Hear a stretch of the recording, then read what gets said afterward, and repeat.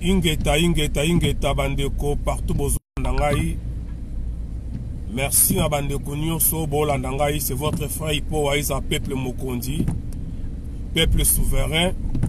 Bandeko na ngai normalement nakoya kosala vidéo on a volonté, mais natan na nga natan ya musala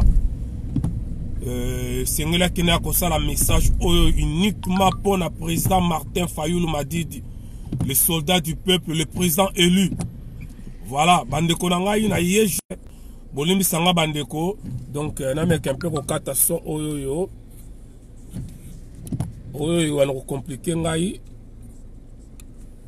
Voilà, désolé bandeko, comme je disais tout à l'heure, je suis venu juste pour lancer un message et pas il y a président élu Martin Fayoulou Madidi, le soldat du peuple.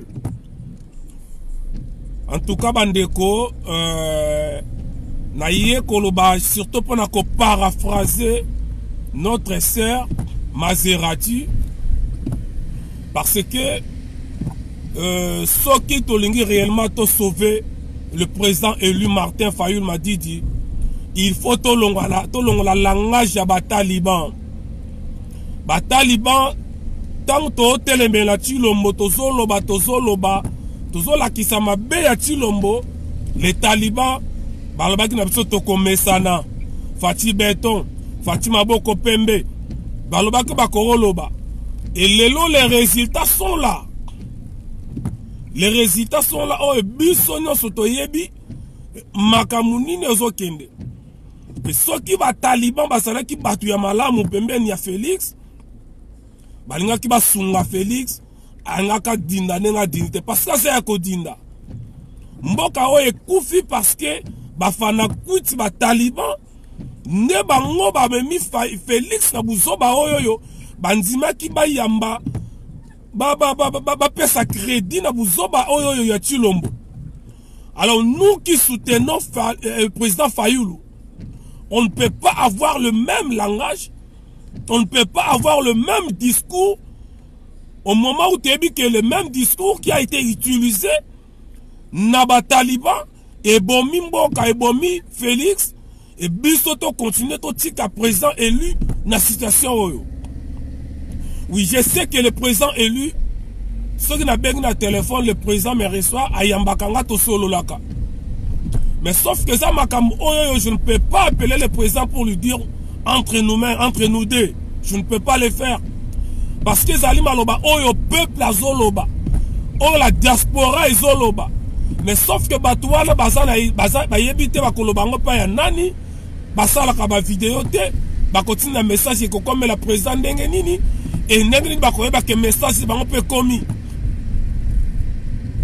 Voilà pourquoi na préféré dans les cabots na médias na wutu ko solamna moko ya cadre déjà ya étudié na ebisa kiye que boko yoka réaction ya diaspora toko banda koloba parce que zongi sabiso comme ko sala biso le kole tient Tshisekedi président Fayoulou a comme biso a comme ko la biso pongi ya ba bébé. Ça fait déjà 1 an depuis que le président a été élu. Namboka wana. Mais ça fait 1 an oyoke. Nakolo ba bilan ya président élu. Nakolo ba ngo ezali 0. Et dire ça, une colbatek n'a dit contre le président Fayoulou. Et je demande à tous les fanakoutes qui sont à côté, qui sont derrière le président Fayoulou. Bameka ko sa la vidéo mon côté à contredire biso. Parce que Bango Basa induit le président en erreur. Et nous ne voulons pas que notre président tombe. Nous ne voulons pas que notre président tombe. Ndengue Chilomboua a tombé. Parce que Fayoulou c'est le seul espoir où le peuple a tikali nango. Bien évidemment, na Muzitu. Oui, nous savons très bien que Muzitu a zala ba crime ou a commettre na mboka wana. Nous le savons très bien que Muzitu tôt ou tard, justice et qu'on s'en charge. Mais ce n'est pas le moment où on condamner, pour attaquer. Au moment où Moutou a sa vie sauf force. Et moi, je l'ai toujours dit, même Mende ceux qui le loi kangi kanambe, tabomi kanambe, ngaï na kobete la mende maboko. même Kimbuta, même Boshabi, même Tango Fort. Ceux qui les loba kangi kanambe, babomi kanambe, ngala ko bête la Tango Fort maboko. Parce que notre souhait c'est libérer le pays. Et si un Congolais, même oh, Tobenga qui le dit traître collabo, apporter une pierre précieuse, il y a qu'à sauver Mboka wana. La première des choses, ngala ko bête le maboko, et après la justice, et qu'on s'en charge naïe. De toutes les façons, aucun politicien congolais est clean dans ce pays-là. De Ngwanda, de Muzitu, de Bemba, tout le monde, ils ont des comptes à rendre aux Congolais et à la justice congolaise. Ce n'est pas le moment où les Canadiens attaquent Papa Ngwanda, n'attaquer Jean-Pierre Bemba, n'attaquer, oui, n'a qu'à attaquer Bamba politiquement, Mike. Mais le moment où on a toujours sauvé Mboka, et lorsque Muzitu utilise le langage, qui normalement c'est le président élu qui devait tenir le langage de Muzitu. Et là je me demande qui est le président. Est-ce que le président Fayulu Azakoyeba que c'est lui qui est le président élu? Et ça m'étonne parce que ah non, Foliki Fayulu Lobanini, c'est Fayulu Lobi Bakangiye, Tosuka Ndengenini, les seuls moutotskela Zakolobaye, qui ne sait pas que Fayulu dans le moment où c'est que Simbie Mboke Peli. Et tous ces gens-là, Kanambe, Chilomboa, s'ils touchent, même dans cheveux, il y a Fayulu, Mboke Kopela. Parce que Fayulu a zali na peuple na simanae. Alors c'est à Fayulu maintenant de savoir utiliser ses pouvoirs au peuple apprécié. Mais apparemment Fayulu a ça les langote. Et je demande à tous les fanakuiti, oyo bakoya, baluka ba contredire.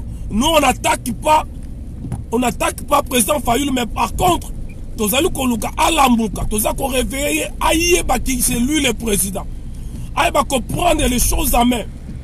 Président Fayulu, vous avez eu plusieurs occasions, il y a qu'à faire soulever le peuple wana. Vous avez eu plusieurs éléments déclencheurs pour la côté de ce peuple wana. Situation to comme la carte géographique, il y a Rwanda côté na Congo. Ceux qui présents au télémi télé toujours sur la boye et cause à la passe. Et cause à la passe parce que yom toza la maloba na peuple. Et lorsque tozo aucun a béni, peuple na bi pesa biso minduki. Aucun a matadi, peuple sengyo minduki. Na Kinshasa basenga balemba. Et les gens pensent que minduki ah non, il faut la sala minduki te minduki a repesa bango ko uta. Les armes que le peuple demande, ce ne sont pas seulement des armes de feu.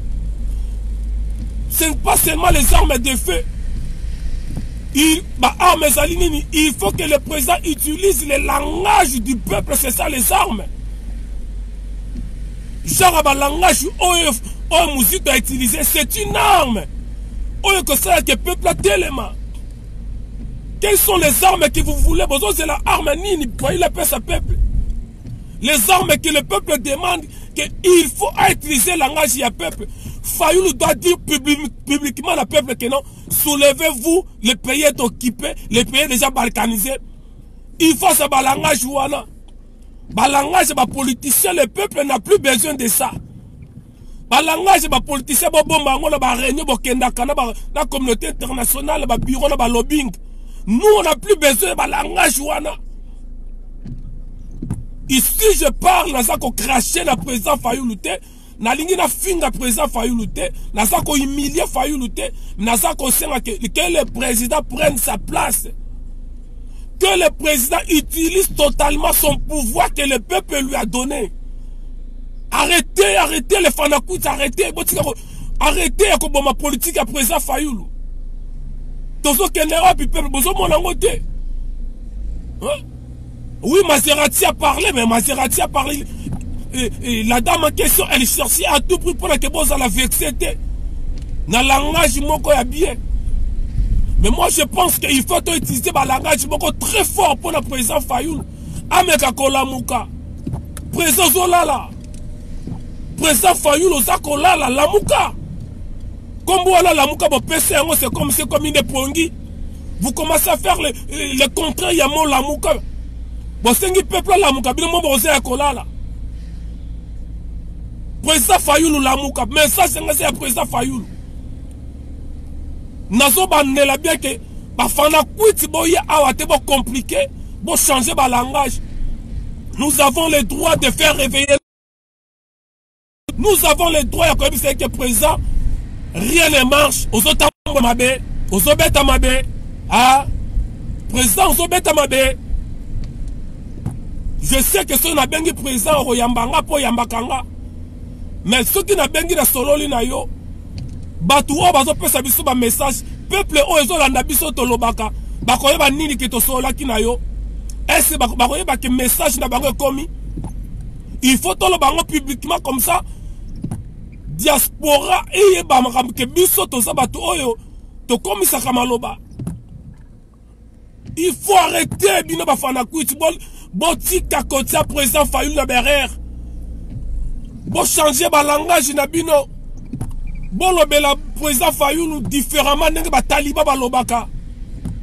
Le même chose que nous avons critiqué aux talibans. To comme ko sala ngopona Fayoulou. Fayoulou azali pasteur ya l'église ya nzambi te oyoyo nyosa korba izala kaka amen. Non. Tosunga président Fayoulou bandeko. Tosunga ye. Faisons des vidéos, mobilisons-nous. Enfin que président Fayoulou soit conscience. Tala marambezo le kanakin. Tala ba universitaire ba telemi. N'est-ce pas que c'est aussi un élément déclencheur? Ba étudiant on a. Ce que Iniki n'est telemi. Ista était ribana mouchetou. Ba telemi. Ipen partout. Na Lubumbashi. Partout ba étudiant ba telemi. Pour nous soutenir bandeko na bango. Vous ne voyez pas que Koko Salapé les appels déclenchés pour nous recevoir Mbokawana. Je vous ai toujours dit, je suis fayouliste et je ne suis pas derrière Fayoulou. Je suis à côté de Fayoulou. Dans ma vidéo, je vous ai toujours dit, il y a la différence entre être derrière un politicien et être à côté. Quand les choses ne marchent pas, mon président, les choses ne vont pas bien. Président, ressaisissez-vous. Ressaisissez-vous notre président.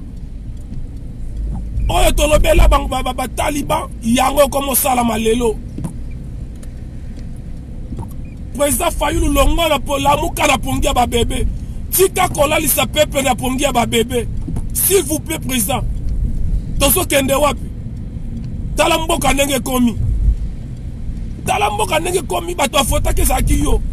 Mais tozo kende wapi? Ba discours, ba marche. Chaque fois peuple so landa yo na sima. Ceux qui baye babaluki bazongi. Ceux qui baye babaluki bazongi. Président Fayoulou le monite ke lelo ba komi ko kotisa yo na rang ya ba politicien nyonso. Et lobi ba ko traiter yo collabo. Président Fayoulou lobi ba ko traiter yo collabo soko continuer na langage oyo. Président Fayoulou soko continuer na langage oyo peuple ko boaka yo. La diaspora va vous rejeter totalement. Président Fayoulou soko continuer na langage oyo ko zo sous place na peuple. Ce peuple qui t'a élu, peuple oza na simana yo ko lemba. Soko continuer na pongi ya ba bébé peuple ko lemba. Nazolo bayango bien, je suis un fayouliste. Je ne suis pas délécidé. Nenge moko na yo moko président ozali Tshisekedi. Vous avez toujours été à côté, ya papa était un Tshisekedi, mais vous n'avez jamais été de l'UDPS. C'est pareil comme moi, nous sommes nombreux. Bao toza décidé mais tozali ba toza ko croire na politique na yo. Mais ndenge zo kende lezo kende mabe. Président ozo beta mabe. Zonga président Fayoulou zonga na nzela. La moussa peuple wana telemisa peuple wana ça na besoin na yo. Peuple a besoin d'un discours politique qui était. Peuple a besoin wana te. Nous sommes fatigués. Nous sommes fatigués toyoka ba discours wana belé. Ya itenti segedi toyoka. Toyoka ya nenge na nenge. Nous sommes fatigués. Nous ne voulons plus ce genre de discours. Nous voulons les armes. Le peuple a besoin des armes. Et je le répète, Les armes que le peuple demande, ce ne sont pas des armes de feu. Oui, si vous avez la possibilité de fournir au peuple les armes de feu, faites-les. Et si vous n'avez pas des armes de feu, il y a d'autres armes, monsieur Zali. Le langage de la rue, le langage du peuple, ce sont des armes aussi, président. Ce sont des armes. Loba langage ya peuple. Tala kaka langage kaka moko oyo muzita lobi. Tala retour nango. Tala retombe nango. Et si quand il na président Fayulu, na muzitu, qui est le président élu? Qui est le président élu? Bon, bien si battu les 17. Les 17 ans, ça allait pour un soulèvement populaire, to pour la nini. Nazoye batté.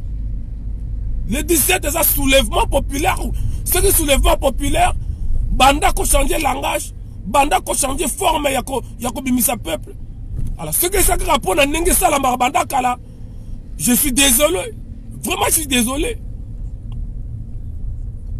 On est où là, Bandeko? Bandeko, bozotika président Fayulu a continuer la politique oyo. Que tout va bien, tout va bien. C'est la même politique oyo. Si l'omba koyi nango.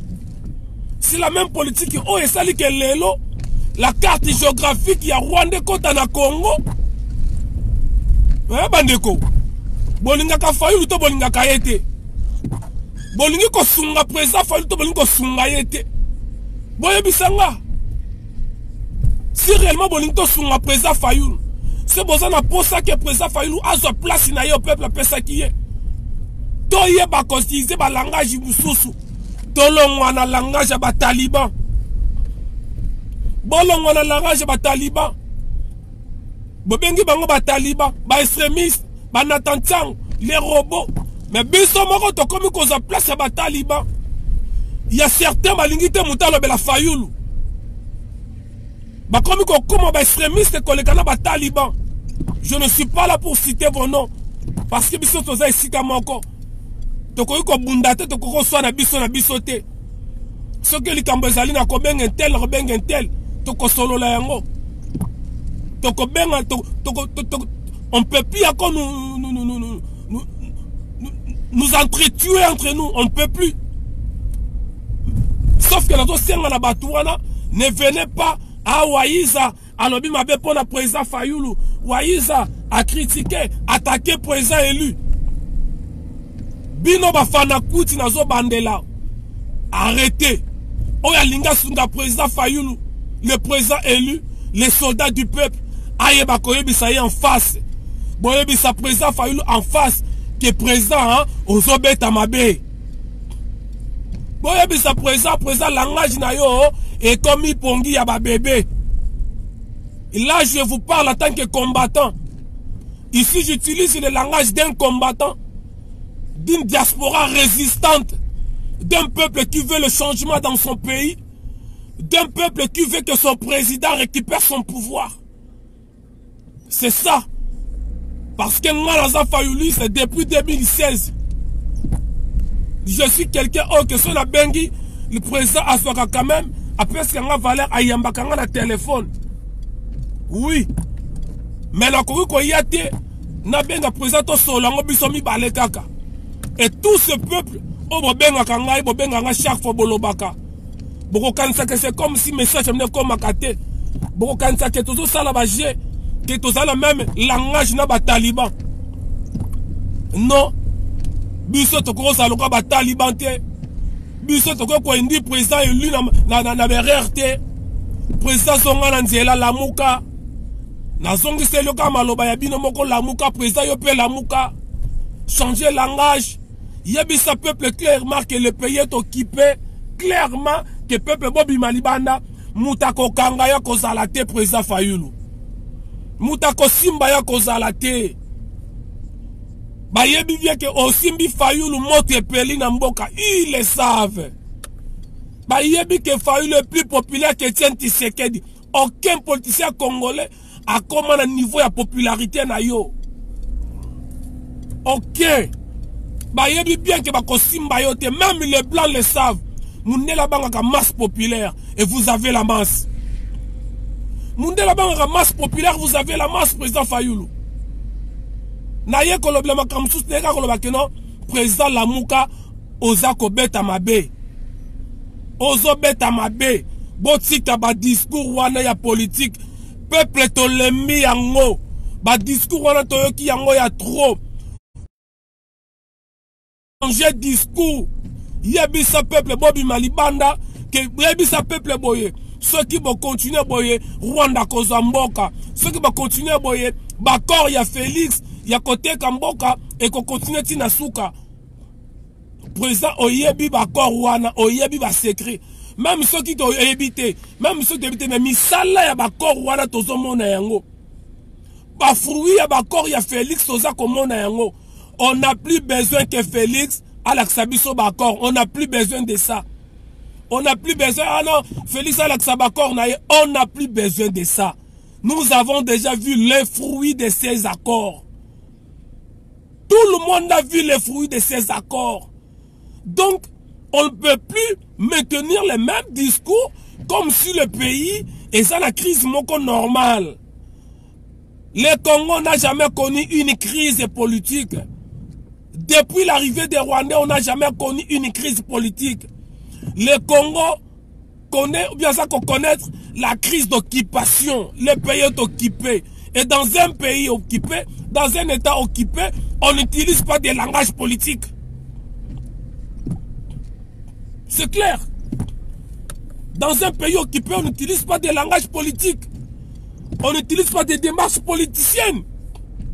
Non, président. Boyebi sana peuple, le pays est occupé. Boyebi sana peuple, ceux qui vont télémiter, Félix, Naba Rwandais, bako continuer, côté bakosili sambo kawana. Message d'anga ya mukuse angona pour la président Fayoulou. Naza ko insister. Masol nango moni ne mwana sema bandi. Ba misusu bako banda. Ba misusu pe bako banda. Katanga kozwa, entela kozwa. Et quoi on fléau moko comme makasi. Et ba Rwanda ba ko profiter dans ce bien parce que ils ont déjà balkanisé. Vous pensez que c'est anodin? Ba Rwanda ba zona na emballage ya café na bango, ba sa carte géographique na bango tina Congo. Vous pensez que c'est anodin? Vous pensez que c'est de la blague? Non, c'est pas de la blague. Et dans la même situation, bien que ça soit comme une engwana, président, on continue à utiliser le langage en 2019, dans 2018. Ah mais non! Et ngai mutu on a zali un fayouliste. Ngai mutu on a soutenu ka fayoul. Na ya pe na simana soutenu sous président fayoul le langage oyo. C'est que naza muté mamabe, c'est que nazo jouer rôle, nazo jouer ba ya tu le mona ba Rwandais. Na lingi pina que président fayoul a dinda bien pour le biba sekaye. Et nga lokola naza mutu on a lingi malamu ya président fayoul. Na lingi que président fayoul a récupéré pouvoir na e. Je dois utiliser des langages où écoutez président. Ah mais non Bandeko, arrêtez. Les fanakwiti de président Fayoulou, arrêtez. Pour ce besoin continuer, on va mobiliser les gens d'une autre forme. Non contre président Fayoulou, mais contre vous. Si vous continuez à coller sa président Fayoulou, nous on va continuer, on va mobiliser le peuple. Donc on lance un message contre Bino, parce que vous êtes là pour détruire le président Fayoulou. Alors, si vous n'êtes pas là pour détruire le président Fayoulou, soutenez ce message, et puis faites le message comme nous. Il y a quand même ce président que président Osobetamabe. Si réellement vous voulez soutenir le président, vous voulez que le président récupère son pouvoir, alors changeons nos discours. Tout le président que le président Osobetamabe, président Lamuka, tellement président, tellement. Bandeko. C'est quoi makambo zo kende wapi botala mboka nenge kei? Botala mboka nenge kei. ti mukoloni to continue ba langage oyo ba politique oyo ya pongi ya ba bébé na ebité président de fait ko zalaka pembe ne tient Tshisekedi ozalaki babe yango ozalaki contaminé na comportement ya tient Tshisekedi to nini na ebité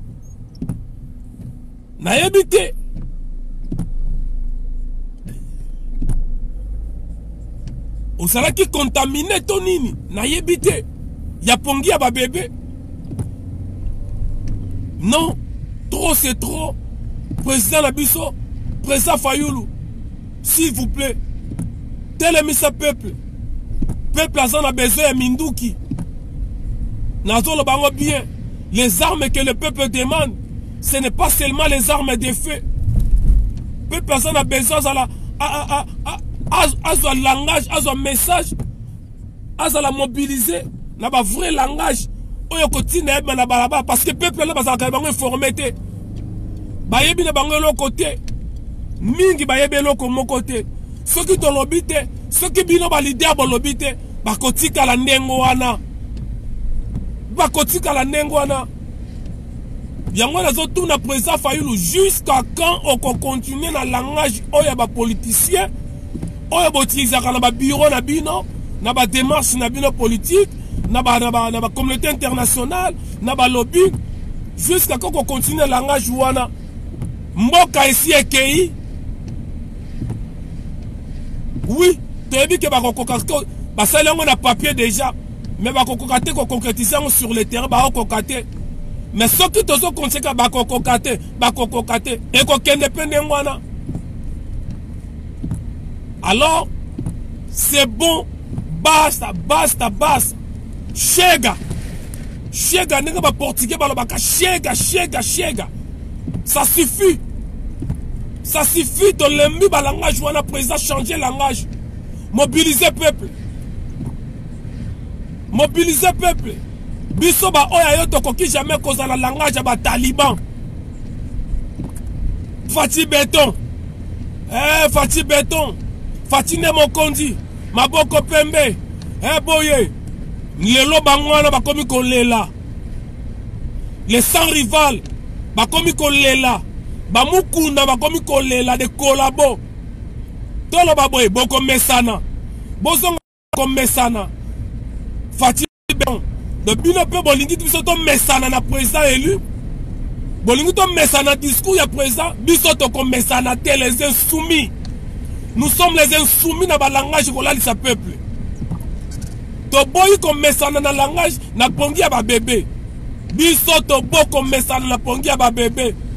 Voilà pourquoi nous demandons à notre président d'utiliser son pouvoir. Notre président a la pleinement président. Ingeta bandeko. Normalement quoi que ça la vidéo na nzela tie. Mais kanda tellement eleki. Ce qui te continue boye président na biso ko ya ko bunga nzela bako benga ye kolabo bako yinaye bako sekaye abo moni fayu bien bolobaki to yebisa kabino nini omoni bango le swalia kana bango na kanambe bomoni to yebisa kabino ke fayu la saka mutaruberwa bonzi makate bomoni ekoya ko pesa banguna na biso makasi. Voilà pourquoi tolobi boye président Fayoulou pesa langage ya peuple bimisa peuple na soulèvement populaire même ceux qui bakangi yo bakokanga yo pété. Un leader ne recule jamais, un leader zalaka jamais na kobanga, un leader abanga ka prison tabanga ka liwate. N'est-ce pas que bino nyonso lelo bakoma na munoko na bino Lumumba robotanga ka kombo na ye abana koteka nguba yango bototanga kombo na ye azalaka musicien yango batanga ka kombo na ye to nini totanga ka Lumumba parce que se sacrifier pour na mboka wana kimbanga se sacrifier ce qui peuple pona ki yo ezalaki par hasard te nzambe mutalinga ko zala pour ko sauver mboka wana abongo soki siko pouvoir ya peuple ozo saela yango te non tokotika yo na erreur te tokotika président erreur te président vumbuka nenge bakongo tolobaka vumbuka lamuka vumbuka président ingeta bandeko partagez vidéo. Et comme la notre président, le président élu Martin Fayoulou, et comme la Batalamuka, membre ya la Mouka Bozana diaspora, sans compter batu ya Bemba, nazala besoin bata Bemba pembe na ngate. Encore moins batu ya Muzitu ya nani ya Katumbi. Nazala besoin bakolabo ya Bemba te. Voilà. Parce que Bemba c'est un collabo. Enfant chéri ya Museveni. Batu ya Boma ba Congolais. Voilà. Katumbi n'en parle même pas. C'est un Rwandais. Pardon, c'est un fils ya Kagame le Rwandais. Donc au Titali Kaka na Muzitu no président Fayoulou. Soki bango va continuer à ponga ba bébé a bandeko. Masolo bozo mona on les otambola ba vidéo bo mona ba café et ko comme ali solo ba musicien beaucoup luka skani ba nobeta parce que tant to zolo ba bino bolinka ka musique zonga le nom dans le ba musicien te passer le ka Fayoulou Ingeta. Bon partager vidéo. Ingeta.